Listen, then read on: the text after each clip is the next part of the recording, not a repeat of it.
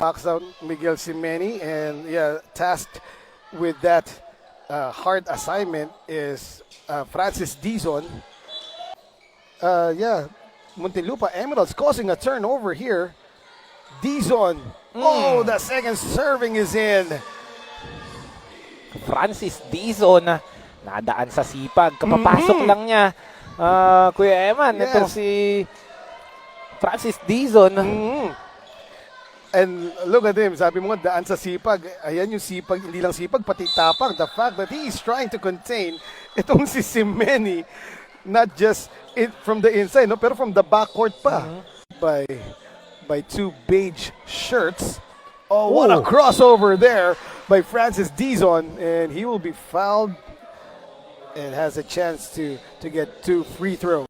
Samantala, still playing solid here for his team is Francis Dizon, lalo na sa defensive end. Pero ngayon, he's making his presence felt. He's making an impact on offense. They get the ball back, talking about the Emeralds.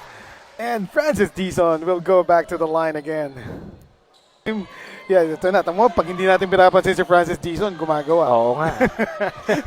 Oh, baseline after. Again, itong si Francis Dizon, no, getting the offensive rebound off taller defender. And Francis Dizon forcing a jump ball against Semeni.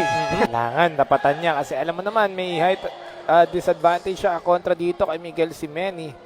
Kailangan daanin sa sipag. Inadvertently though, by Miguel Semeni. Oh, look at that. Oh, sayang yung attempt ni Francis. But yeah, what a move there by Francis Dizon. Totally evading yung depensa nitong si Miguel Semeni, no? Hindi lang pumasok. Nakakatuwa yung mga ganong move, no? Oh, yes. Baseline, but got shot down by his teammate actually, no? And now here is yet the anchor of the defense ng Muntinlupa Emeralds, able to get the steal, talking about Francis Dizon.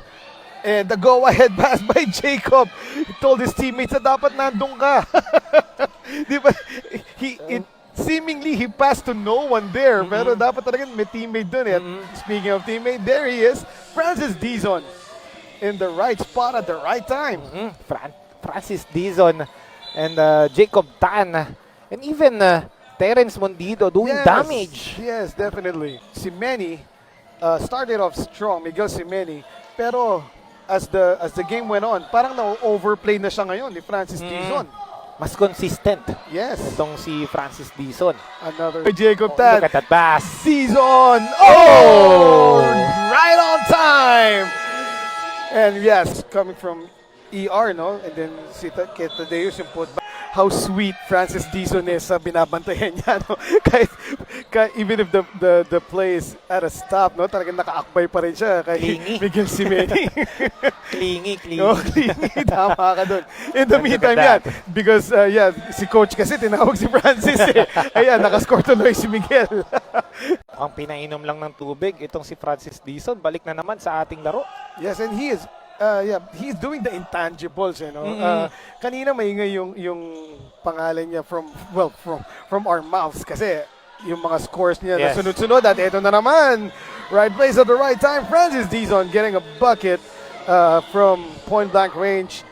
Pero pag hindi siya umi-score, he is still doing the dirty work for his team. Exactly. Yung mga hindi nakikita sa stat sheets na at ang pinakamabigat doon yung pagko-contain dito kay Miguel Semeni. Look at what Francis Dizon is doing to Miguel Semeni, telling him na dito lang tayo sa backcourt. Kaya mo na yung maliliit doon. knowing your role. No? Yeah, binaboxer niya na hindi na talaga pinababa si Miguel Semeni. So sabi ni Francis siguro, yan mo na yung mga maliliit na bata doon. Here, or a solid comeback as Francis Dizon could not control the pass. Another case of nakatingin na sa ring, wala pa yung bola. Ang foul pa sa kanya, itong si Francis Dizon, di ba? Tapos hindi siya napigilan. Pinipigilan ni Francis Dizon si Semeni. Ito, no? Speaking of Francis Dizon, for sure, double-double na itong batang to. Dahil Yes. first half pa lang, meron na siyang 10 points and 8 rebounds. And not to mention the assist that we've nabawi pa rin ni Jacob off to Francis Dizon, who readily obliges that perfect pass by Itong Point Guard Academy. Lupa Emeralds. Many more games coming up. Diyan lang kayo, magbabalik kami.